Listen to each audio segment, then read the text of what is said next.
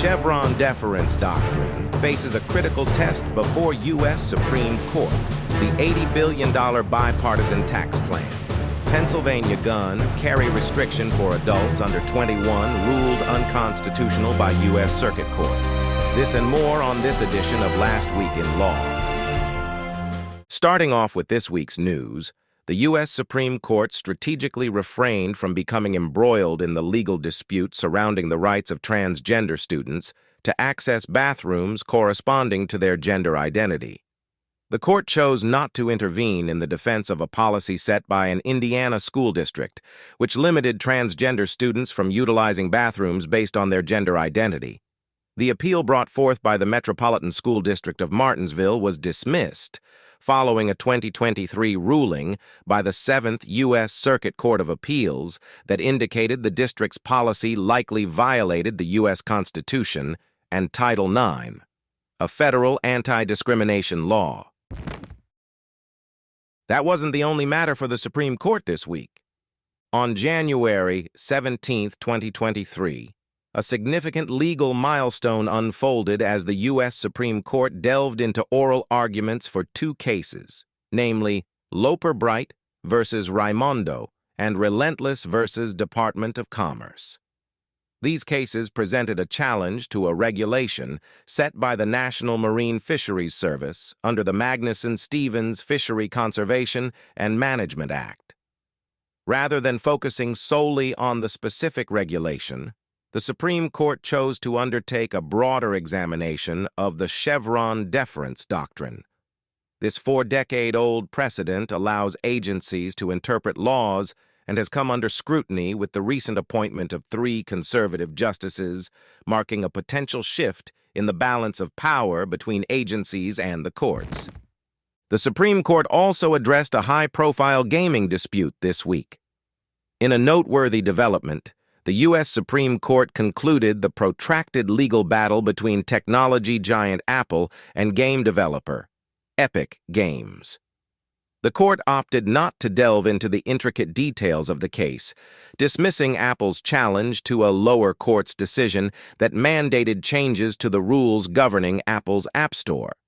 Simultaneously, the court rejected Epic Games' appeal concerning the lower court's ruling on the legality of Apple's App Store policies. This decision brings an end to a legal conflict that originated in 2020 when Epic Games accused Apple of engaging in monopolistic practices, leading to a series of complex legal proceedings. Moving on from the Supreme Court, the Securities and Exchange Commission, SEC, announced a significant settlement with J.P. Morgan, Securities LLC, JPMS, in response to charges of obstructing clients from reporting potential securities law violations.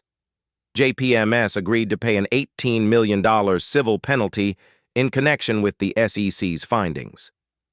The investigation revealed that, from March 2020 to July 2023, JPMS routinely required retail clients to sign confidential release agreements following credit or settlement issuances exceeding $1,000. These agreements, while allowing clients to respond to SEC inquiries, imposed restrictions on voluntary client communication with the SEC. The SEC emphasized the illegality of provisions hindering individuals from reporting wrongdoing and noted JPMS's violation of Rule 21F-17A under the Securities Exchange Act of 1934, a whistleblower protection rule.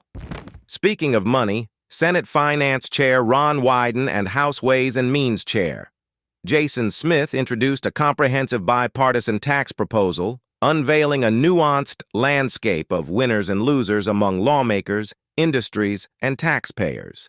Noteworthy beneficiaries include the business community, affordable housing supporters, and low-income families. Conversely, the tax proposal brings disappointment to the SALT caucus, Venmo, eBay, and platform users, as well as island territories. Unveiled on January 17, 2023, the proposal underscores the intricacies involved in crafting bipartisan tax legislation, reflecting the diverse impacts on various stakeholders.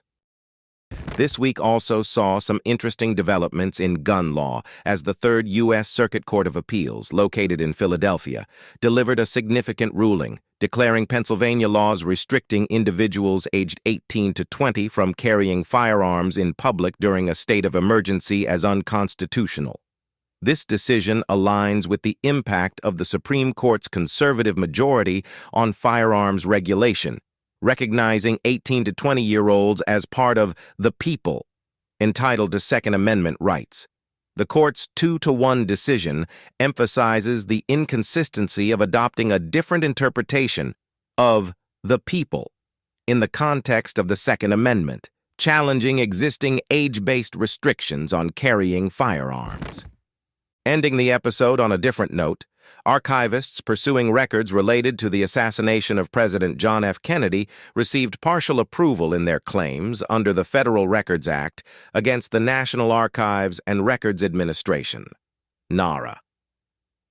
The Northern District of California ruled that claims for destroyed records can proceed, but not for missing records. The court's decision acknowledges progress in the pursuit of transparency surrounding the Kennedy assassination records, striking a balance between claims against NARA's obligations and limitations. The lawsuit, filed by plaintiffs including the Mary Farrell Foundation, Inc., Josiah Thompson, and Gary Aguilar, alleges violations of the Administrative Procedure Act, APA, the JFK Act, and the FRA. Thank you for watching the first edition of Last Week in Law. We hope you'll join us next time. Have a great week.